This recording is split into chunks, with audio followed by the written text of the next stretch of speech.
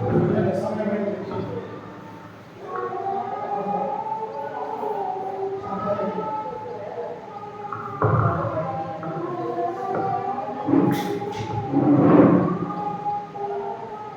చేసుకుని తదుపరి దేవుని యొక్క వాక్యాన్ని మనమందరం కూడా నేర్చుకున్నాము. ప్రార్థన. సర్వాసులకు కారణాభూతులైన మా ప్రియాపడిన తండ్రి, నీ ఘనమైన అత్యున్నతమైన నామానికి వందనాలు, స్తోత్రములు తండ్రి. గడిచిన కాలమంతయు గడిచిన దినములన్నీ మమ్మల్ని కాల్చి కాపాడి మా యొక్క జీవితంలో మనకు శ్రేష్టమైనటువంటి ఆహారాన్ని, ఈ ప్రబోధనాన్ని మాకు అనుగ్రహించిన విధానాన్ని పెట్టి అయాని పాదాలు వందనాలు, స్తోత్రములు తండ్రి. ఇదిగో తండ్రి, ఈ యొక్క ఉదయకాల సమయంలో తండ్రి చిన్న మందగా చిన్న సంఘముగా కూడుకుని తండ్రి ఇప్పటి వరకు ప్రార్థన ద్వారా పాటల ద్వారా నేను మహింపరుచుకుని ఉన్నాను. ఇదిగో తండ్రి, పరిశుద్ధ గ్రంథంలో నుంచి నీ యొక్క వాక్యములు తండ్రి నీ మాటలను నేర్చుకోబోతూ ఉంటుండగా అయా తండ్రి కూర్చున్నటువంటి నీ బిడ్డలు వినగలిగే మనస్సును నీ బిడ్డలకు అనుగ్రహించండి తండ్రి. ఇదిగో నిలబడినటువంటి నేను నిరుక్త మాత్రుని తండ్రి, నీ బిడ్డలకు మాకు మా యొక్క జీవితాలకి ఏ వాక్యం అయితే అవసరమై ఉంటుందో తండ్రి ఆ వాక్యాన్ని ధ్యానించడానికి తండ్రి నాకు నీ యొక్క పరిశుద్ధాత్మ అయాత్రి సహవాసాన్ని తండ్రి నడిపింపును అనుగ్రహించాలని ప్రార్థిస్తూ ఉన్నాం. ఇదిగో సైతాన్ శక్తులను అంధకార శక్తుల్ని మీరు దూరపరచండి, లయపరచండి తండ్రి. నీ కృప నీ ప్రేమ మా మీద నుంచి మాకు సహాయం చేయగలరని యేసు పరిశుద్ధ నామమున ప్రార్థించి అడిగి వేడుకుంటున్నాము తండ్రి. ఆమేన్. క్రీస్తునందు ప్రియమైనటువంటి ఈ యొక్క ఉదయకాల సమయంలో కూర్చున్న సకల పరిశుద్ధులను మన రక్షకుడు ప్రభువైనటువంటి యేసు క్రీస్తు నామమున మీ అందరికీ వందనాలు తెలియజేస్తూ ఉన్నాను. ప్రియులారా, మరి ఇప్పటి వరకు దేవుడు మనకు అనుగ్రహించినటువంటి ఈ సమయంలో ప్రార్థన ద్వారా పాటల ద్వారా మనమందరం కలిసి ఆయన నామాన్ని మహింపరుచుకుని ఉన్నాం. కొన్ని నిమిషాల పాటు దేవుని యొక్క వాక్యాన్ని మనం ధ్యానించుకోబోతూ ఉన్నాం. చూడండి, ఈరోజు అంశం వచ్చేసి తెస్సలోనిక సంఘము ఎలా ఏర్పడుతుంది అన్నటువంటి అంశాన్ని గురించి మనం నేర్చుకునబోతూ ఉంటాం. చూడండి, తెస్సలోనిక సంఘం అనే ఆ యొక్క సంఘము ఎలా ప్రారంభించబడింది అన్నటువంటి విషయాన్ని మనం నేర్చుకునబోతూ ఉంటాం. తెస్సలోనిక అంటే ఒక స్త్రీ నామం. ఏంటి? తెస్సలోనిక అంటే ఒక స్త్రీ నామము. దీని అర్థము, ఈ పేరు యొక్క అర్థం ఏంటంటే దేశమును జయించినది అన్నటువంటి అర్థంగా ఉంటూ ఉన్నది. అయితే ఇది ఎక్కడ ఉన్నది బైబిల్లో అంటే గలిలయ ప్రాంతం ఉన్నది, సమరయ దేశం ఉన్నది, యోధా దేశం ఉన్నది, ఆ తర్వాత తూరు సీదోనులో ఉన్నటువంటి ప్రాంతం ఉన్నది, ఆ తర్వాత అనేకమైనటువంటి దేశాలు బైబిల్లో ఉన్నట్టుగా మనం చూస్తూ ఉంటాం. ఆ తర్వాత రోమీయులు, రోమా ప్రభుత్వము లోకంలో ఉన్నటువంటి సమస్త దేశాన్ని పరిపాలన చేస్తూ ఉన్నప్పుడు మాసిదోనియా దేశంలో 3 ప్రాముఖ్యమైనటువంటి పట్టణాలు ఉన్నవి. వాటిలోనే ఇది ఒక పేరు తెస్సలోనిక అనేటువంటి పట్టణము మనం ఆలోచన చేయబోతాం. అందుకని తెస్సలోనిక గురించి మనం ఆలోచన చేస్తూ ఉన్నప్పుడు ఎలా ప్రారంభించబడి ఉన్నది చూడండి. పరిశుద్ధ గ్రంథంలో నుంచి అపోస్తుల కార్యములు 17వ అధ్యాయము 1 నుంచి 10 వచనాలు మనం చదువుకుంటూ ఉన్నప్పుడు ఏ సంఘము ఎప్పుడు ప్రారంభించబడది, ఎవరి ద్వారా ప్రారంభించబడది, అక్కడ ఎవరు దేవుని యొక్క వాక్యాన్ని బోధించారు, ఎవరెవరు మారు మనసు పొందారు, అక్కడ ప్రభు యొక్క సంఘాన్ని ఎలా స్థాపించబడ్డాలి అన్నటువంటి అంశాన్ని మనం నేర్చుకోవాలి. అంటే దేవుని యొక్క గ్రంథంలో నుంచి మనము నేర్చుకోవాలి. ఈ గ్రంథం కాకుండా వేరే గ్రంథాలు మనం నేర్చుకోగలుగుతామా? నేర్చుకోలేము. దేవుని యొక్క గ్రంథంలోనే ఉన్నటువంటి మాటలే దేవుని యొక్క చిత్తము, దేవుని యొక్క ఆలోచన, దేవుని యొక్క సంకల్పము అన్నటువంటి విషయాన్ని మనం గుర్తుంచుకోవాల్సినటువంటి అవసరత ఉన్నది. చూడండి, నాతో పాటు పరిశుద్ధ గ్రంథంలో నుంచి అపోస్తుల కార్యములు 17వ అధ్యాయము 1వ వచనం నుంచి మనం చదువుకుంటూ ఉన్నప్పుడు వారు అంటుకొని అపోలోనియ పట్టణం మీదుగా వెళ్ళి తెస్సలోనికకు వచ్చి అక్కడ యూదుల సమాజం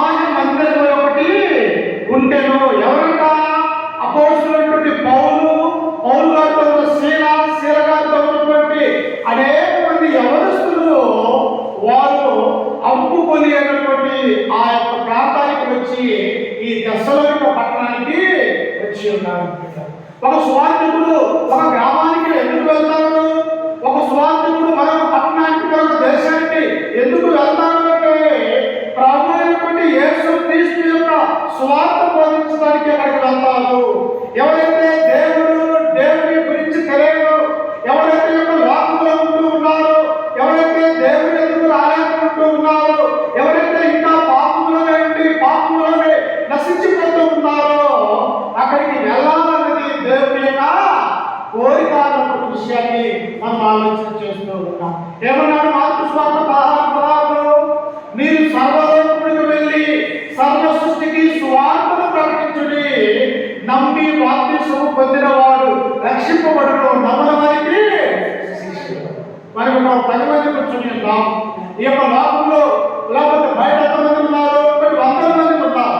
కానీ ఎవరైతే దేవుని యొక్క సన్నిధానానికి వస్తారో, ఎవరైతే ఆయన యొక్క మాటలు వింటారో, ఆయన పరిశుద్ధమైనటువంటి స్థలంలో ప్రవేశిస్తారో అట్టి వారికి రక్షణ ఉంటుంది అన్నటువంటి విషయాన్ని దేవుడు తన యొక్క గ్రంథంలో మనకి తెలియజేస్తూ ఉంటారు. అందుకే ఇక్కడ పౌలు శీల ఎక్కడికి వెళ్తూ ఉన్నారు? తెస్సలోనిక అనేటువంటి పట్టణానికి వెళ్తూ ఉన్నారు. వారు అక్కడికి వెళ్ళిన తర్వాత ఏం చేస్తూ ఉన్నారు అంటే చూడండి, కింద వచ్చినప్పుడు మనం గమనిస్తే గనుక పౌలు తన వాడుక చెప్పునా ఏమంటున్నారట? పౌలు గారికి ఒక వాడుక ఉన్నది. ఉదయం లేచిన దగ్గర నుంచి ఏ వాక్యం చదువుకోవాలా, ఏ గ్రంథాన్ని నేను పఠించాలా, ఏ ప్రాంతానికి వెళ్ళాలా, ఏ పట్టణానికి వెళ్ళాలా, అక్కడికి వెళ్ళి దేవుని యొక్క వాక్యాన్ని ఎలా చేయాలా, ఎలా క్రీస్తులోకి నడిపించాలన్నటువంటి తనకు ఒక వాడుక చేసుకుంటూ ఉన్నారు. ఇలా చూడండి, మనకు కూడా ఒక వాడుక అనేది ఉంది. కొంతమందికి ఉదయం లేచిన దగ్గర నుంచి ఏ పని చేసుకోవాలా, ఎక్కడికి వెళ్ళి డబ్బులు సంపాదించుకోవాలని వాళ్ళకి ఒక వాడుక ఉంటూ ఉన్నది. మరి కొంతమంది ఉదయాన్నే లేచి సెల్ ఫోన్లో ఏమొస్తూ ఉన్నాయో, వాట్సాప్ లో ఏమున్నాయని చెప్పేసి ఉదయాన్నే లేచి సెల్ ఫోన్ చూసేవారుగా కొంతమంది ఉంటూ ఉంటారు. మరి కొంతమంది ఎలా ఉంటారు? ఉదయాన్నే లేచాడు, రాత్రి దేవుడు కాచి తన యొక్క రెక్కల కింద భద్రపరిచాడు, ఇదిగో ఆయన యొక్క నామాన్ని వెళ్ళి ప్రార్థన చేయాలన్నటువంటి ఆ యొక్క వాడుక కొంతమందికి ఉంటూ ఉన్నది. అలాగే అపోస్తలుడైన పౌలు గారి యొక్క జీవితంలో ఏ వాడుక ఉన్నదంట? వాడుక చెప్పున సమాజపు వారి యొద్దకు వెళ్ళి క్రీస్తు శ్రమపడి మృతులలో నుండి లేచుట అవశ్యమని నేను మీకు ప్రచురము చేయు, యేసే క్రీస్తు ఉన్నాడు లేఖనములలో నుండి దృష్టాంతములను ఎత్తి విప్పి చెప్పుచు వారితో 3 విశ్రాంతి దినములు తర్కించుచుండెను. ఏ వాడు చేస్తున్నాడు? ఎక్కడైతే మందిరం అనేది కనబడుతూ ఉన్నదో, ఎక్కడైతే యూదులు వారు ఉన్నారో, ఎక్కడైతే సమాజ మందిరాలు ఉన్నాయో అక్కడికి వెళ్ళి యేసే క్రీస్తు అని, ఆయనే రక్షకుడని, ఆయనే ప్రభు అని, ఆయన మాత్రమే ఈ లోకంలో ఉన్నటువంటి మానవులు నమ్ముకోవాలి, ఆయనను మాత్రమే విశ్వాసం ఉంచాలి అని తన వాడుకు చెప్పునైనా ఎక్కడికి వెళ్తూ ఉన్నాడు అంటే దేవుడి యొక్క సమాజ మందిరంలోనికి ఆయన వెళ్తూ ఉన్నాడు. చూసారా, పౌరుకున్నటువంటి మంచి జ్ఞానము, పౌరుకున్నటువంటి దైవభక్తి, పౌరుకున్నటువంటి దేవుడి మీద ఉన్నటువంటి ప్రేమ ఎలాంటిది అంటే ఉదయాన్నే లేచి తన వాడుకు చెప్పున సమాజ మందిరములోనికి అనగా దేవుడి యొక్క మందిరములోనికి వెళ్ళి యేసే క్రీస్తుని వారికి సెలవిస్తూ ఉన్నాడు. కాబట్టి చూడండి, యేసు అంటే తెలియదు, యేసు క్రీస్తు వారు ఎందుకు యొక్క లోకానికి వచ్చాడు, ఆయన వచ్చినటువంటి కారణం ఏమిటో, ఆయన మన ఎలా చూపించినటువంటి ఆ యొక్క ప్రేమ ఏమిటో, ఆయన దేవుని యొక్క కుమారుడుగా పరలోకమందు దేవదూతలతో పరిశుద్ధులు అని ఆయన నిరూపించుకునే అదంతా ఆ యొక్క భాగ్యాన్ని పోగొట్టుకొని నీ నా జీవితాన్ని మార్చివేయడానికి, నిన్ను నన్ను రక్షించడానికి క్రీస్తు ఒక పాపం అనే లోకంలోకి ఆయన వచ్చినట్టుగా మనం చూస్తూ ఉన్నాం. అందుకే ఏమంటున్నాడు పౌలు గారు? యేసే క్రీస్తు ఉన్నాడు. యేసు అనగా రక్షకుడు, క్రీస్తు అనగా అభిషిక్తుడు, రక్షకుడుగా వచ్చినటువంటి యొక్క యేసు క్రీస్తు దేవుని యొక్క కుమారుడుగా ఇదిగో మనల్ని కూడా రక్షించబోతున్న ఒక గొప్ప అభిషిక్తుడుగా ఆ యొక్క రాజ్యంలో నిలవబోతూ ఉన్నాడు. కనుక ఆయన పౌలు గారు ఏం చేస్తూ ఉన్నారంటే లేఖనములలో దృష్టాంతములు ఎత్తి విప్పి చెప్పుచు వారికి 3 విశ్రాంతి దినములు ఆ యొక్క తెస్సలోనిక పట్టణంలో ఉన్నారు. చూసారా, ఎక్కడో కాలం దేశమైనటువంటి కిలికియా ప్రాంతానికి చెందినటువంటి వాడి యొక్క పౌలు, తార్సు పట్టణానికి చెందినటువంటి యొక్క పౌలు ఎక్కడో అన్ని దేశమైనటువంటి మాసిదోనియా దేశంలో ఉన్న ఈ తెస్సలోనికైనటువంటి పట్టణానికి వచ్చి 3 వారాలు దేవుడి యొక్క సన్నిధానంలో ఉండి వారికి దేవుడి యొక్క వాక్యము తెలియజెప్తూ ఉన్నాడు. నిజంగా ఈనాడు ఉన్నటువంటి ప్రజలకి దేవుడి యొక్క వాక్యం చెప్పకపోతే, ఆనాడు ఉన్నటువంటి అపోస్తలులు ప్రపంచమంతా తిరిగి దేవుడి యొక్క స్వార్థ యేసుక్రీస్తు గురించినటువంటి ఆ స్వార్థ బోధించకపోతే నేనున్నటువంటి మనకు కూడా ఆయన గురించినటువంటి సత్యము తెలియకపోతుంది. అందుకని పౌలు ఇక్కడ తెస్సలోనికకు వచ్చి దేవుడి యొక్క స్వార్థను ప్రకటన చేస్తూ ఉన్నారు. చూడండి, ఇంకా ఏమైనా 4వ వచనంలో వారిలో కొందరు భక్తి పరులకు గ్రీసు దేశస్థులలో చాలా మంది స్థితిగల స్త్రీలలో అనేకులు ఆయన మాటలకు ఒప్పుకొని ఆ తెస్సలోనిక పట్టణంలో ఉన్నటువంటి సమాజ మందిరముకు వెళ్ళి దేవుడి యొక్క స్వార్థము అపోస్తలుడైనటువంటి పౌలు బోధిస్తే అక్కడ ఎవరు బాధ పొందారమ్మా?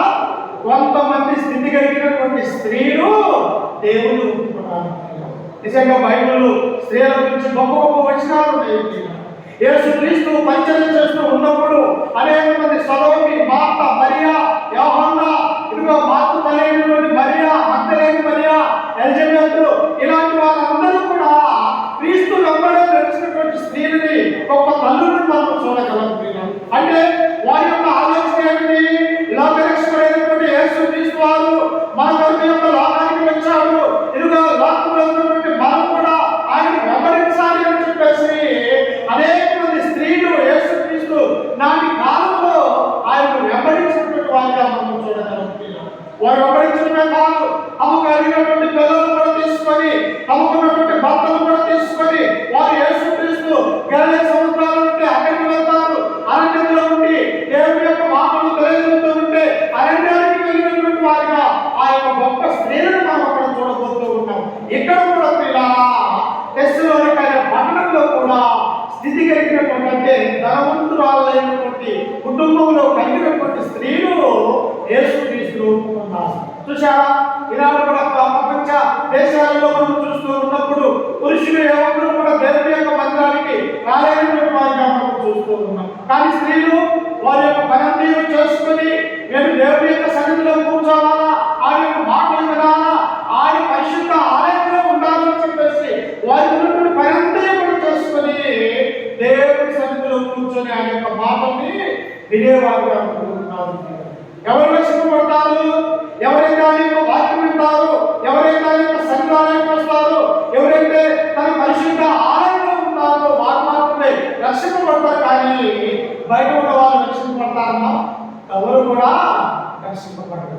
ఆయన సన్నిధిలో ఉండి ఆయన మాటలు నేర్చుకునే వారు మాత్రమే ఆయన ఆనందిస్తారు, రక్షింపబడతారు అనే విషయాన్ని మనం చూస్తూ ఉన్నాం. అందుకని ఇక్కడ ఎవరు పాల్గొంటారన్న భక్తి పరులకు గ్రీసు దేశస్థులలో చాలా మంది స్థితిగల స్త్రీలలో అనేకులు ఆయన మాటలకు ఒప్పుకొని పౌలుతోను శీలతోను కలుసుకునేది. యూదా స్త్రీలు, అలాగే గ్రీసు దేశస్థులుగా పిలువబడుతున్నటువంటి అన్యులైనటువంటి స్త్రీలు, అయ్యో ఈ లోకంలో ఉన్నప్పుడు మాకు సంతోషం లేదే, దేవుని నమ్ముతున్నప్పుడు మా యొక్క జీవితాల యొక్క లోకంలోనే పడిపోయి ఉన్నాయే, అంధకారంలోనే పడి ఉన్నామే. ఇది అపోస్తలుడైనటువంటి పౌలు, శీల ఎప్పుడైతే దేవుని యొక్క వాక్యం బోధించారో, ఇదిగో యేసుక్రీస్తు గురించి మేము నేర్చుకున్నాము అని చెప్పేసి అక్కడ ఉన్నటువంటి స్త్రీలందరూ కూడా ఆయన మాటలు విని దేవుడిని అంగీకరించినటువంటి స్త్రీలను మనం చూస్తూ ఉంటాం. ఈ లోకంలో భార్యకి కొన్ని దశలు ఉంటాయి. ఏంటి ఆ యొక్క దశలు?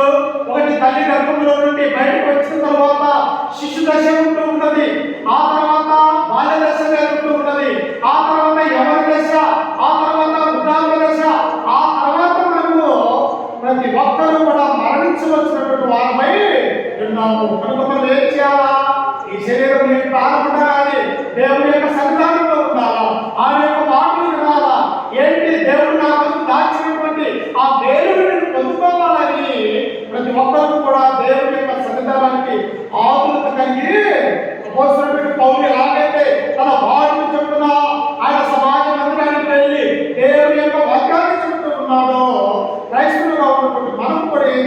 చేయడానికి మనం ఒక వాడుకలు అనేది చేసుకోవాలి. అప్పుడు అనేక మంది స్త్రీలు దేవుడిని నమ్ముకొని ఆయన యొక్క మాటలు వింటూ ఉన్నట్టుగా మనం ఇక్కడ చూడగలుగుతూ ఉన్నాం. అయితే చూడండి ఇక్కడ వచనంలో 5వ వచనంలో, అయితే యూదులు మత్సరపడి, అయితే యూదులు మత్సరపడి పరిపాలన లేక తిరుగు కొందరు దుష్టులను వెంటబెట్టుకొని గుంపు కూర్చి పట్టణ మెల్లా అలరి చేయొచ్చు యాసోను ఇంటి మీద పడి వారిని జనుల సభ ఎదుటకు తీసుకుని వచ్చేటకు యత్నము చేసిరి. ఇలా ఎక్కడైతే దేవుని యొక్క వాక్యం ప్రకటించబడుతుందో, ఎక్కడైతే దేవుని పట్ల విశ్వాసం కలిగి నమ్మకం కలిగి ఆ యొక్క సన్నిధానంలో ఉంటారో సాతాను వాడు కూడా తన యొక్క పనిని జరిగిస్తా ఉంటారు. నిజంగా చూడండి, మనము మరి దేవుని యొక్క సన్నిధానానికి రానప్పుడు అనేక పనులు ఉండవు. కానీ ఎప్పుడైతే దేవుని యొక్క సేవలో ఆ యొక్క పరిచర్యలో మనం పాల్గొనాలని ఆశ కలిగి వస్తామో ఏదో ఒక సమస్య ఇంటి నుంచి బయలుదేరుతూ ఉంటాడు. ఎందుకు? దుష్టుడు సాతాను కుటుంబాలను పాడు చేయడానికి, కుటుంబాలను నాశనం చేయడానికి వాడు అనేక విధాలుగా క్రైస్తవుని బలహీనం చేయడానికి, అనేక మంది వృత్తిలను చేయడానికి ఒక మార్గంగా సాతాను వాడు ఉంటూ ఉన్నాడు. అందుకని పేతురు రాసినటువంటి పత్రికలో ఆయన అంటూ ఉంటాడు, ఇదిగో అపవాది గర్జించు సింహం వలె ఎవరిని నింపుతున్నా అని వాడు ఇల్లు కూడా చూస్తూ ఉంటాడు. ఎవరో తెలుసా?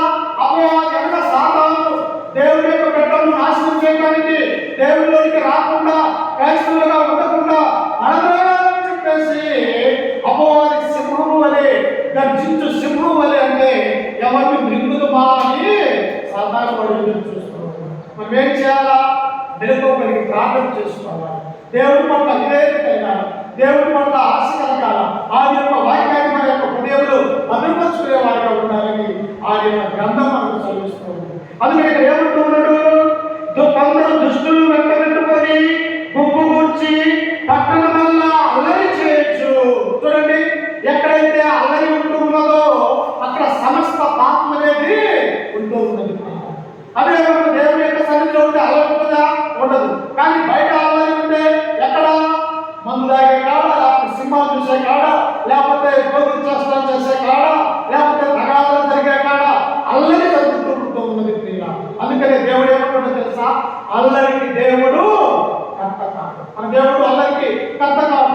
అందుకని 24:24 అంటాడు, దేవుడు ఆత్మకర్త, ఆయన ఆరాధించువాడు ఆత్మతోను సత్యముతోను ఆరాధించాలి.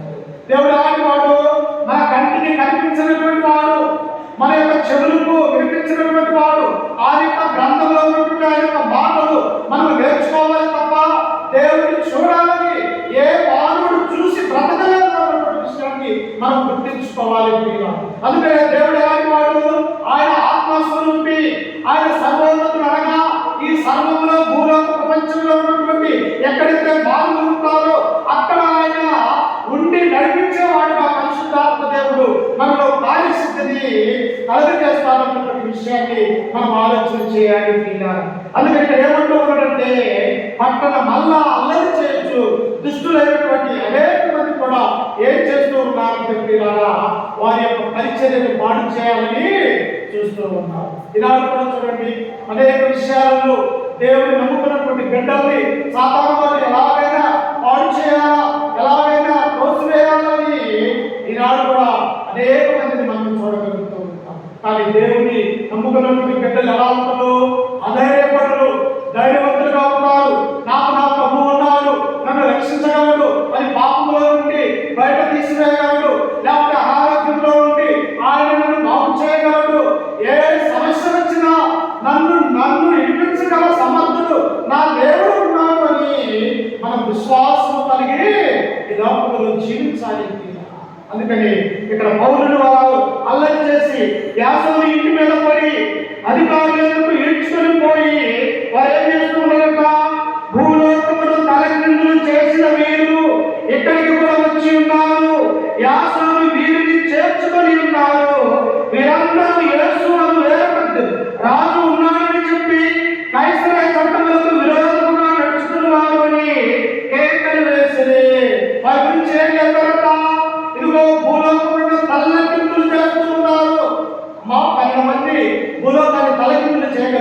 చేస్తాను. ఎందుకో తెలుసా? వారిలో ఉన్నది యేసు క్రీస్తు యొక్క వాక్యము కనుక ఏమైంది? ఈ అపొస్తలులకు వారు ఏం పేరు పెట్టారు? ఇదిగో భూలోకమును తలకిందులు చేసేవారు వీరు మన యొక్క తెస్సలోనిక పట్టణానికి వచ్చారు. వీరు వేరే వ్యక్తి గురించి వీరు బోధిస్తూ ఉన్నారు. ఎవరు ఆ యొక్క వ్యక్తి అంటే యేసు రాజు అని మనకు బోధిస్తూ ఉన్నారు. కానీ మనకు రాజుడు కైసరయ రోమాల నుండి కైసర చక్రవర్తి మనకు రాజు అని ఇతడు వీడియోని బోధిస్తూ ఉన్నారంటే యేసు అని ఏ రాజు ఉన్నాడు. ఆయన విశ్వాసం కలిగి ఉండండి. ఆయన మనకు మరణించి సమాధి చేయబడి తిరిగి లేచాడని బోధిస్తూ ఉన్నారు. ఆయన కలవరిలో ఆయన పరిశుద్ధమైనటువంటి రక్తాన్ని చిందించాడు అని వీరు మనకు మన యొక్క పట్టణంలో బోధిస్తూ ఉన్నారని చెప్పేసి ఆ దుష్టులైనటువంటి మనుషులు యూదులు పట్టణం వల్ల అల్లరి చేయొచ్చు. ఎవరైతే యాసమైనటువంటి ఆ కుటుంబము ఈ అపోస్తలులను చేర్చుకున్నదో ఇతను ఎందుకు చేర్చుకోవాలి, ఇతను చేర్చుకోవాల్సినటువంటి అవసరం ఏమున్నది అని ఆ యాసలను పట్టుకొని ఇంట్లో నుంచి ఈడ్చి సమాజ మందిరపు అధికారులకు తీసుకొచ్చారు. తీరా చూడండి, దేవుని నమ్ముకున్నటువంటి బిడ్డలకు ఎన్ని శ్రమలు, ఎన్ని బాధలు సువార్త బోధించాలంటే వారి యొక్క ప్రాణాల సైతం కూడా పోగొట్టుకున్నటువంటి వారిగా మనం చూడగలం. ఏం చేశారు అపోస్తలుల కార్యములు 12వ అధ్యాయం 1వ వచనం నుంచి మనం చదివినప్పుడు యాకోబు సహోదరుడైనటువంటి యాకోబు దేవుని యొక్క వాక్యాన్ని బోధిస్తూ ఉన్నప్పుడు హేరోదైనటువంటి యూదా రాజైనటువంటి యూదా దేశం మీద పరిపాలన చేస్తున్నటువంటి ఒక రాజు ఏం చేశారంటే ఆ పండుగలో ఈ యాకోబు యొక్క తలని నరికించి వేశాడు. అది చేసిన తప్పేనప్ప. దేవుని యొక్క వాక్యాన్ని బోధించాడు. దేవా మీ మనసును మార్చుకోనండి, మారు మనసు పొందండి, రాబోతున్నటువంటి భయంకరమైనటువంటి రోజులు ఉన్నవి. మీ యొక్క ఆలోచన మార్చుకుని దేవుని యొక్క మళ్ళండి. ఆ యాకోబు దేవుని యొక్క వాక్యాన్ని యెరూషలేములో బోధిస్తే అక్కడ ఉన్నటువంటి రాజు ఏం చేశాడు? తన యొక్క ప్రాణాన్ని తీసివేశాడు. ఎక్కడ కూడా యాసకుడు ఏం చేశాడంటే అసలు ఇదిగో దేవుని నమ్ముకున్నటువంటి బిడ్డలు మనం చేర్చుకుంటే ఆ దేవుని మనం చేర్చుకున్నట్టని ఆయన విశ్వాసం కలిగినటువంటి వాడిగా యాసకులను మనం చూడగలము. యేసుక్రీస్తు యొక్క లోకంలో ఉన్నప్పుడు ఏమన్నాడు?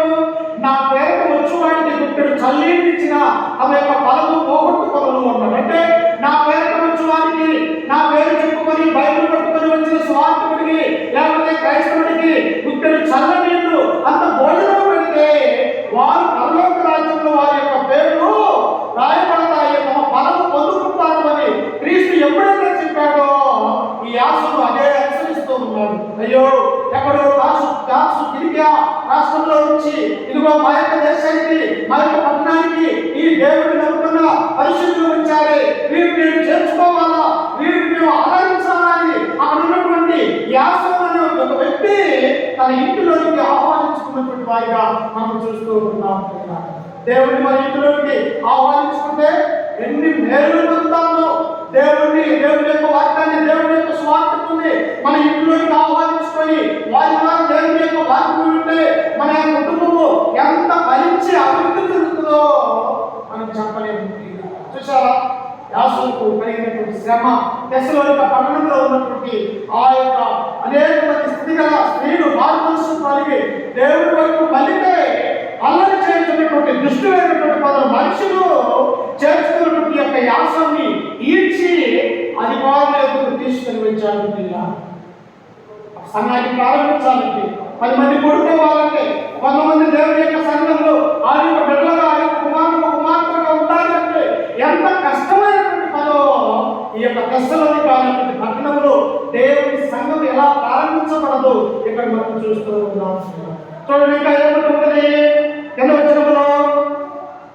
వచనంలో జన సమూహములు పట్టణపు అధికారులు ఈ మాటలని కలవబడి వారి యాసోనులను కడప వారి యొద్దకు జామీను తీసుకుని వారిని విడుదల చేసి వెంటనే సహోదరులు రాత్రి వేళ పౌలును శీలను బెరను పంపించి వారు వచ్చి యూదుల సమాజ మందిరంలో ప్రవేశించింది.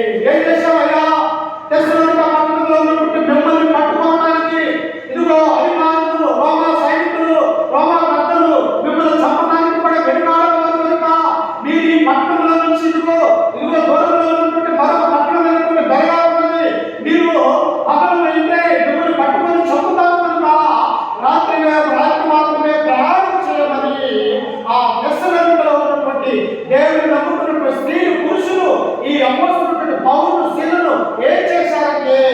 బెరేయా పట్టణం వరకు సాగనంపి వారిని చేర్చాను. అమ్మా, ఎవరికి ఎవరి మీద ప్రేమ ఉంది? క్రైస్తవులు అన్నటువంటి వారి మీద క్రైస్తవులకి ప్రేమ ఉంది.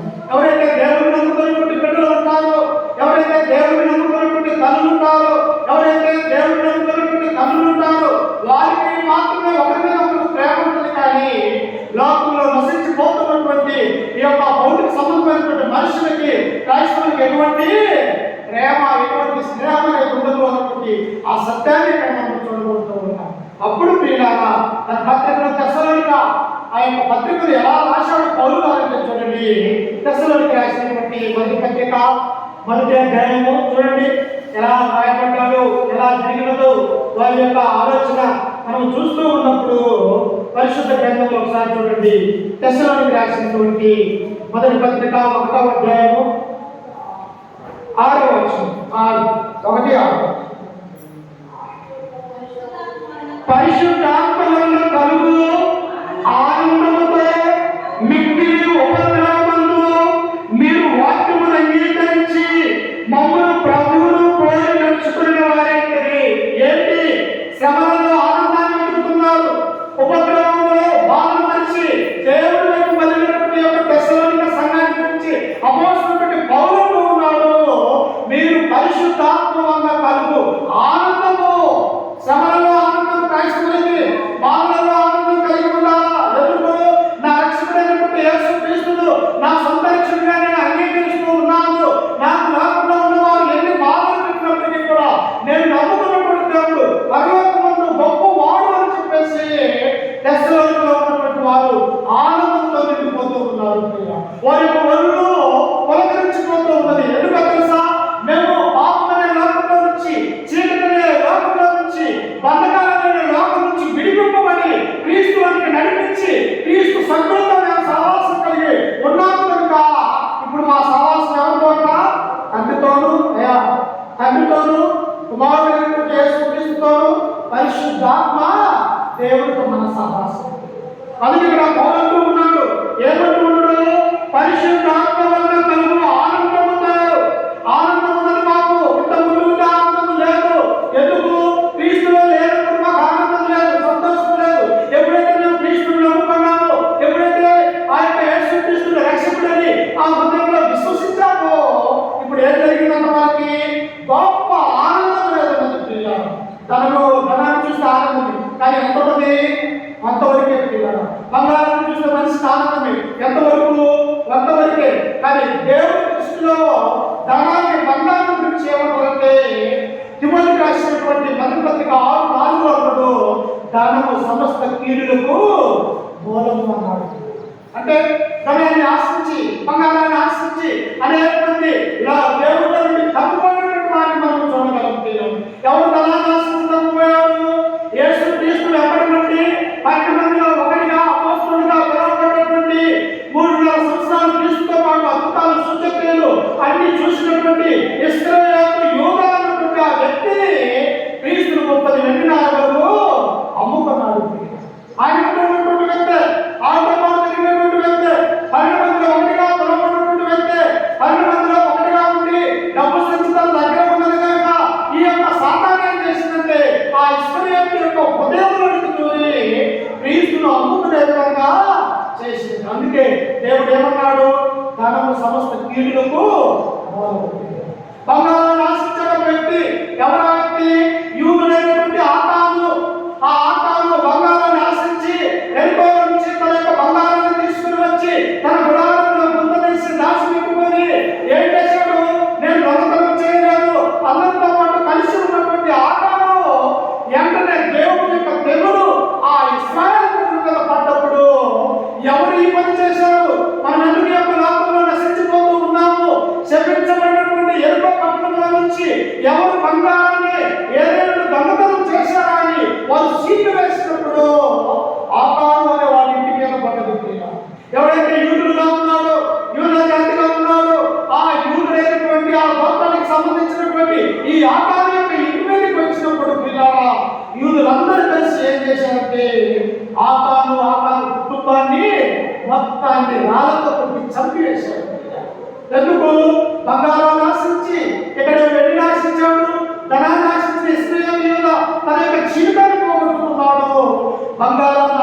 చేసినటువంటి యొక్క ఆత్మను తన యొక్క కుటుంబాన్ని పోగొట్టుకున్నట్టుగా మనం చూస్తూ ఉన్నాం. అందుకని కానీ వీళ్ళేం చేస్తున్నారంట, గొప్ప ఉపద్రవమందు శ్రమల నుంచి బాధల నుంచి మేము యేసుక్రీస్తును నమ్ముకున్నాము కాబట్టి పరిశుద్ధాత్మ వల్ల కలుగు సంతోషము, మాకు సంతోషం కలుగుతూ ఉన్నది అని ఈ దశలోనిలో ఉన్నటువంటి సంఘ సభ్యులు, స్త్రీలు, పురుషులు ఎందుకు సంతోషిస్తూ ఉన్నామా? మేము దేవుని నమ్ముకున్నాము, దేవుని పట్ల విశ్వాసం కలిగి ఉన్నాము, ఆయన ప్రేమ కలిగి ఉన్నాము అని చెప్పేసి వాళ్ళు సంతోషించే వాళ్ళు అడుగుతూ ఉన్నారు. నేను ఆ జీవితంలో కోరుకుంటున్నాను. మనము సంతోషంగా ఉండాలంటే, మనము దీవించబడాలంటే, మనము దేవుని యొక్క సన్నిధిలోకి ఉండాలా, ఆయన యొక్క మాటలు ఉండాలా, యేసు క్రీస్తును మన సొంత రక్షకుడిగా అంగీకరించాలని ఒక గ్రంథము మనకు తెలియపరుస్తూ ఉంది. ఇంకా చూడండి కింద వచనంలో అదే దశలోనికి రాసినటువంటి మొదటి పత్రిక 1వ అధ్యాయము 7వ వచనం చదువుతున్నాం. చూడండి ఒకసారి.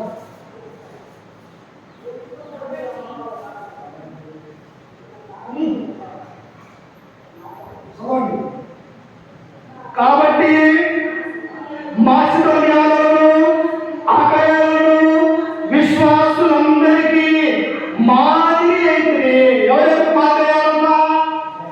అకయలో ఉన్నటువంటి దేశంలో ఉన్నటువంటి వారికి అనగా, అకయ ప్రాంతం ఎక్కడ ఉన్నది? గ్రీస్ దేశంలో ఉన్నది. గ్రీస్ దేశంలో ఏమేమి ఉన్నాయి? అకయ ప్రాంతము, కొరింథీ పట్టణము, కేంక్రేని, ఈ 3 పట్టణాలు కూడా ఏ దేశంలో ఉన్నాయంటే గ్రీస్ దేశంలో ఉన్నాయి. అందుకని ఇక్కడ ఏమంటున్నాడు? మాసిదోనియా దేశంలో ఉన్నటువంటి దశలోనిక పట్టణము వీరి యొక్క విశ్వాసము, వీరి యొక్క భక్తి ఎక్కడికి పాకిందన్నా? ఎక్కడో గ్రీసు దేశంలో ఉన్నటువంటి అకయ ప్రాంతంలోకి పాకింది. వాళ్ళందరికీ కూడా మీరు ఎలా ఉన్నారంట? ఒక మాదిరి ఉన్నారు. యేసుక్రీస్తు మన మాదిరి. అపోస్తలుడైన పౌలు కొరింథీ సంఘానికి తెలియపరుస్తూ 11వ అధ్యాయం 10వ వచనంలో అంటాడు, నేను క్రీస్తును పోలి నడుచుకున్న ప్రకారం మీరు నన్ను పోలి నడుచుకోవాలి. క్రీస్తు ఎలా నడుచుకున్నాడమ్మా? ఆయన దేవాది దేవుడైంది, దేవుడి కుమారుడుగా ఉండి, సింహాసనం మీద రాజుగా ఉండి, ఆయన సర్వోన్నతుడై ఉండి, ఈ లోక రాజ్యములన్నీ ఆయన పైనే నిర్మించినవి అయినప్పటికీ కూడా ఆయన దీన స్వభావం కలిగి లోకములో జీవించాడు. అందుకనే క్రైస్తవులుగా ఉన్నటువంటి మీరు, దేవుడిలో ఉన్నటువంటి మీరు కూడా యేసుక్రీస్తు ఎలాగైతే మాదిరికరమైనటువంటి జీవితము జీవించాడో మీ యొక్క జీవితాలు కూడా మేము ఎలాగైతే జీవించామో అలాగనే మీరు మాదిరికరమైనటువంటి జీవితాలు జీవించాలని కోరుకోవాలి. అందుకని దేవుడు ఏమంటున్నాడట, కాబట్టి మాసిదోనియాలోను అకయలోను విశ్వాసులందరికీ మాదిరి అయితే మీ యొక్క నుండి ప్రభువు వాక్యము మాసిదోనియాలోను అకయలోను బ్రోగలో ఒక గంటను ఎలాగైతే కొట్టినప్పుడు ఆ యొక్క పట్టణమంతా కూడా గంట శబ్దం అనేది వినుస్తూ ఉన్నదో, ఈ దశలోనికలో మోగినటువంటి దేవుని యొక్క స్వార్థ అక్కడ ఉన్నటువంటి బెరియా, కేంద్రియా, కొరింథు, గ్రీసు, ఆ తర్వాత అకయ, ఈ ప్రాంతమంతా కూడా మ్రోగిపోయింది. అందుకని అన్నాడు, బలంగా దేవుని యొక్క స్వార్థలు చెప్పడానికి అవకాశం ఉంది. కొన్ని వేల మంది క్రీస్తులోకి నడిపించినటువంటి వారిలో మనం చూడగలుగుతూ ఉన్నాం. మరి నేను క్రైస్తవులు ఎలా ఉన్నాము? దశలోనికలో ఉన్నటువంటి సంఘం వలె ఉన్నామా? వారు గొప్ప ఉపగ్రామంలో దేవుని యొక్క వాక్యాన్ని నమ్ముకున్నటువంటి వారుగా ఉంటూ ఉన్నారు. మనం నేడున్నటువంటి ఉన్నటువంటి దేవుని యొక్క సంఘముగా పిలువబడుతున్నటువంటి మనము ఈ యొక్క దశలోనిక యొక్క సంఘ సభ్యులకు మాదిరిగా మనం నడుచుకోవాలన్నా ఒకసారి మనము ఆలోచన కలిగే వారిగా ఉండాలి. ఏమన్నారు పునరు దేశంలో శబ్దం దేశ అబద్ధంలో మీరు బబులోను రాజైనటువంటి నెబుకద్నెజరు పెట్టినటువంటి ప్రతిమకు మీరు మొక్కకపోతే మిమ్మల్ని అగ్నిగుండంలో వేసి మిమ్మల్ని చంపుతాము అంటే వాళ్ళు ఏమన్నారు? మమ్మల్ని చంపినా పర్వాలేదు కానీ మాకు సర్వోన్నతులైనటువంటి ఆ దేవుడికి ప్రార్థన చేయక మేము మానము నీ బబులోను రాజైనటువంటి నెబుకద్నెజరు పెట్టించిన ఆ ప్రతిమకు మేము నమస్కరించము. ఎవరు నమస్కరిస్తారా? ఆ సెక్రటరీ అబద్ధం అడిగితే ఇదిగో భూమిని ఆకాశములకు దేవుడైనటువంటి యెహోవాకు మాత్రమే మేము నమస్కరిస్తాము, పూజిస్తాము, కానీ ఇదిగో భౌతిక సంబంధమైనటువంటి ప్రతిమకు మేము పూజించమన్నా. ఏంటి వచ్చినటువంటి భక్తి? దేవుడు మాలో ఉన్నాడు, వెంటనే రాజు ఏం చేశాడు? ఇదిగో ఈ యొక్క ప్రతిమను పక్కలేదు కనుక ఇదిగో మండుచున్నటువంటి అగ్నిగుండంలో వీరిని వెయ్యండి అని ఆ ముగ్గురిని కూడా ఆ మండుచున్న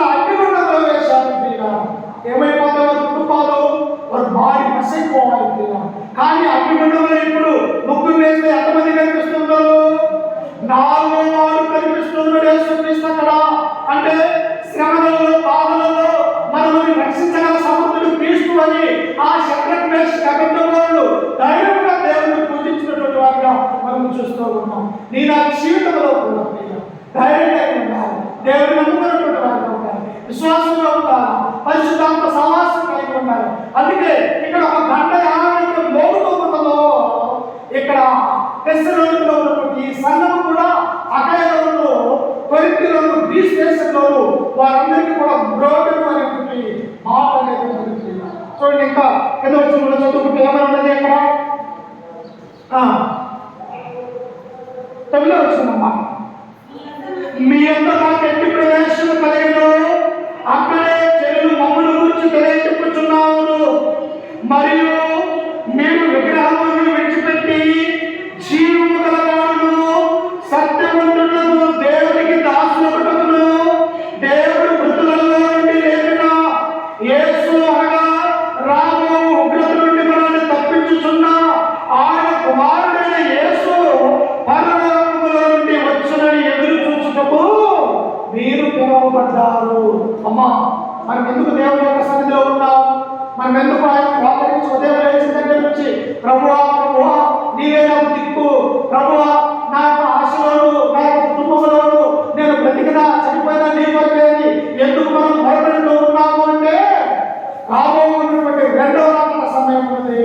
అక్కడ ఏమన్నా యేసుక్రీస్తు స్వయంగా చెప్పాడు, ఇదిగో అక్కడ అగ్ని ఆరదు, పురుగు ఎవరికి అగ్ని ఆరదు, ఎవరికి పురుగు సాగదు, ఎవరైతే దేవుడి యొక్క రాయాక ఉన్నారో, ఎవరైతే దేవుడి యొక్క భయం లేక భక్తి లేక ఈ లోకంలో పాపం చేస్తూ ఉంటారో, ఇదిగో తీర్పు దినమనేది ఒకటి ఉన్నది కనుక ఆ దినాన్ని నీవు సరిగా లేకపోతే నీ క్రియలు దేవుడి యొక్క సరిగా ఉండకపోతే నరకానికి వెళ్ళిపోతాము అని దేవుడి యొక్క గ్రంథము మనకు శ్రమిస్తాము.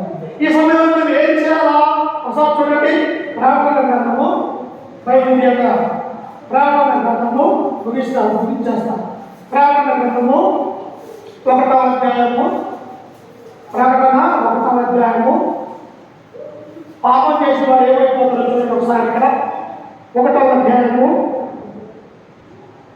7వ వచనం, 1:7. ప్రకటన గ్రంథం 1:7. ఇదిగో ఆయన మేఘారూఢుడై వచ్చుచున్నాడు. ఎలా వస్తున్నాడన్నా? ఆయన మేఘములలో నుంచి జ్యోతులు పట్టుకొని ఈ యొక్క భూలోకానికి తీర్పు తీర్చడానికి భయభక్తులైనటువంటి సంఘాన్ని పరలోక రాజ్యంలో తండ్రి యొద్దకు చేర్చడానికి ఎలా వస్తున్నాడంటారా? ఆయన మేఘారూఢుడై వచ్చుచున్నాడు. ప్రతి నేత్రము ఆయనను చూచును, ఆయనను పొడిచిన వారు చూచుదరు, భూజనులందరూ ఆయనను చూసి రొమ్ము కొట్టుకుందరు. అమ్మా, గోరపట్ట ఎప్పుడు కట్టుకుంటారు? ఎప్పుడు గోరపట్ట కట్టుకుంటారు? ఎప్పుడు మనిషి గోడలో కూర్చుంటాడు? తన జీవితం అన్నీ కూడా పోయినప్పుడు, ఏ ఆస్తి, ఏ ఐశ్వర్యము, ఏ రంగములు, ఏ రక్త సంబంధం లేనప్పుడు నా జీవితం ఒక బోడిలాగా చేసినావు, లేకపోతే నా జీవితాన్ని ఒక గోరపట్టని నేను బ్రతుకు చేశావు అని చెప్పేసి ఎప్పుడైతే గోరపట్ట బోడిలాగా చూసుకుంటూ ఉన్నామో మరి జీవితంలో ఏమీ కూడా నిగలేదు. నినివే పట్టణస్తులు ఎలా కట్టుకున్నారు ఈ గోరపట్టని? ఇదిగో 40 దినాలలో ఈ నినివే మహానగరము, ఇదిగో దేవుడు తన ఉగ్రత ద్వారా ఈ పట్టణము కాలిపోతూ ఉన్నది, ఈ పట్టణం నశించిపోతూ ఉన్నది కనుక మీ మనసు మార్చుకోనండి అని చెప్పేసి ఆ యొక్క లోన నినివే పట్టణానికి వెళ్ళి దేవుడు స్వార్థం ప్రార్థన చేస్తే ఆ నినివే మహాపట్టణమైనటువంటి రాజు మొదలుకొని కింద ఉన్నటువంటి మనిషి వరకు ఆయన ఏం చేశారంట? వాళ్ళు గోడ పట్ట పట్టుకొని బోర్డులో కూర్చుండి వాసముని దేవుడికి మరిపెట్టినారు. చూసారా? వారికి అంత భక్తు పట్టుకున్నటువంటి మాటలు వదిలివేశారు. అయ్యా, ఈ లోకంలో మాకు ఏమీ లేదన్నా, నువ్వు నశిస్తే ఈ మహాపట్టణంలో ఉన్నటువంటి మేము అందరూ కూడా నీ అగ్నికి ఆహుతమైతే కనుక మా మనసులో మార్చుకుంటూ ఉన్నాం, మాకున్నటువంటి ఈ యొక్క గౌరవాన్ని తీసేసుకుంటూ ఉన్నాం కనుక గోడ పట్ట కట్టుకొని బోర్డు రాసుకొని ఆ ప్రబంధున్నటువంటి దేవుడికి వారు ప్రార్థన చేస్తే ఆ పట్టణాన్ని దేవుడు కాచి కాపాడు. మనకున్నదా విశ్వాసం? అది తగ్గింపు స్వభావం మనకున్నదా? అందుకంటే ఏమంటున్నాడు ఆయన? ఆయన ప్రతి నేత్రము ఆయన చూసును, ఆయన పొడిచిన వారు చూచెదరు, పూజలందరూ ఆయనను చూసి రొమ్ము పట్టుకుందరు. ఎందుకు రొమ్ము పట్టుకుంటారు? అయ్యో, నా యొక్క దేవుడి యొక్క వాక్యం చెప్పినప్పుడు నేను వినలేదే, ఆ యొక్క నామాన్ని నేను లెక్క చేయక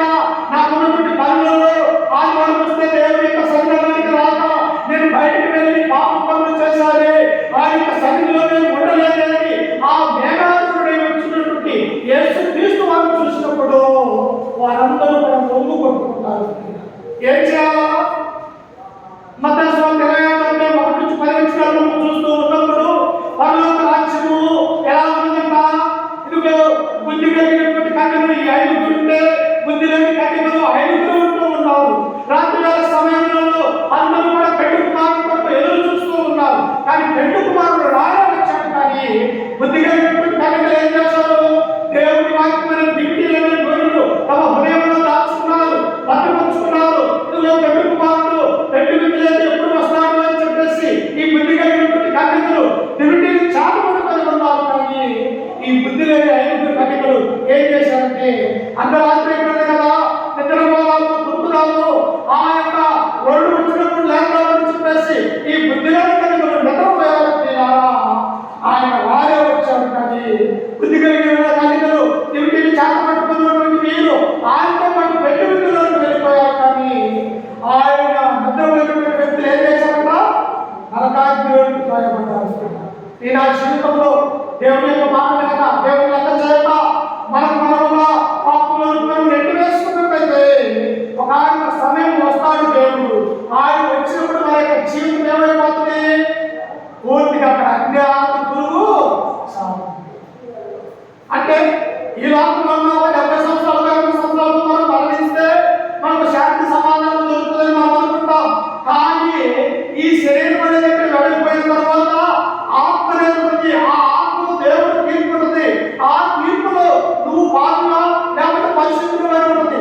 పాపం వచ్చేసి అగ్నిలో వేస్తారు, పరిశుద్ధులు దేవుడితో పాటు తీసుకుని వెళ్ళిపోతారు. కాబట్టి ఈ లోకంలో దశల సంగతి ఎలా ఉంటుంది? వారి యొక్క విశ్వాసం ఎలా ఉంటుందా? ఇదిగో మీ విశ్వాసము, మీ భక్తి అతను ఇదిగో గ్రీస్ దేశం పోయినను ఒక గంట పగినట్టు బ్రోగమై ఉంటుంది. మన యొక్క విశ్వాసం ఎలా ఉందా? మనం ఎంత వాళ్ళమే, 2 3 10 మంది ఎవరి కావాలో దేవుడు కోరుకుంటున్నారు. 100 మంది దేవుడికి అవసరం లేదు. భక్తి కలిగి, దేవుడి ఎందు నీతి నిజాయితీ కలిగి, యథార్థత కలిగి ఆ యొక్క సన్నిధిలో ఒక్క పాలు రక్షించబడ్డా చాలు. ఏం చేశాడు యేసుక్రీస్తు వారు? 100 మందిలో 99 ఉన్నాయి, ఒక గొర్రె తప్పిపోయినది. కానీ క్రీస్తు ఏం చేశాడు? 99 గొర్రెల్ని వదిలివేశాడు. 99 గొర్రెలు మంచిదా లేకపోతే ఒక్క గొర్రె మంచిదా? 99 ఉండలేకెళ్ళే అనేక ఉన్నాయి. కానీ ఒక్క గొర్రె కోసం దేవుడు ఏం చేశాడు? మారు మనసు అక్కడే ఈ 99 గొర్రెల కంటే మారు మనసు కలిగి బాప్తిసం పొంది తప్పిపోయిన ఆ గొర్రెను తీసుకుని వచ్చి యేసుక్రీస్తు సంఘంలో పెట్టుకొని ఆయన సంతోషించాడు. అందుకని క్రీస్తు అన్నాడు, 2 3 కూడి ఉన్న చోట నేను ఉన్నాను. కనుక అనేక జీవితంలో కూడా దేవుడి యొక్క భయం, భక్తి, విశ్వాసం కలిగి తెస్సలోనికలో వాళ్ళు ఉపద్రవంలో ఎలాగైతే యేసుక్రీస్తును ప్రభువుగా, రక్షకుడిగా, సర్వోన్నతుడిగా ఎలాగైతే అంగీకరించుకున్నాడు, ఇక్కడ నువ్వు మారు మనసు కలిగినటువంటి ఇప్పుడే ఇదే అనుకూల సమయము, ఇదే రక్షణ దినమంటూ ఉన్నాం. కనుక ఏదైనా నేతృత్వం తెలియనటువంటి వారు ఉంటాం. తెస్సలోనిక సంఘం ఎలాగైతే దేవుడి పట్ల ఇదే భక్తి కలిగి ఉన్నారు, ఏడటువంటి మనము కూడా ఈ వాక్యం మనము కూడా దేవుడి యొక్క భయం, భక్తి, విశ్వాసం కలిగి ఉండాలని చెప్పేసి ఈ వాక్యం ద్వారా మిమ్మల్ని హెచ్చరిస్తూ, ఈ మాటలను కూడా హెచ్చరిక చేసుకుంటూ కోపంలో మీ అందరికీ మన రక్షకుడు ప్రభువైన యేసుక్రీస్తు నామమున వందనాలు తెలియజేస్తూ ఈ వాక్యాన్ని ముగించుకుంటూ ఉన్నాను. చిన్న ప్రార్థన చేసుకుని అక్కడి ఆరాధనకు వెళ్తాం. ప్రార్థన అందరూ కళ్ళు మూసుకున్నట్టయితే ప్రార్థన చేస్తుంది. ప్రార్థన. సకలాశీర్వాద కారణాపుత్రుని మా ప్రియాపరులకు తండ్రి, నీ ఘనమైన ఉన్నతమైన నామానికి వందనాలు స్తుతిస్తూ తండ్రి. గడిచిన కాలం అంతా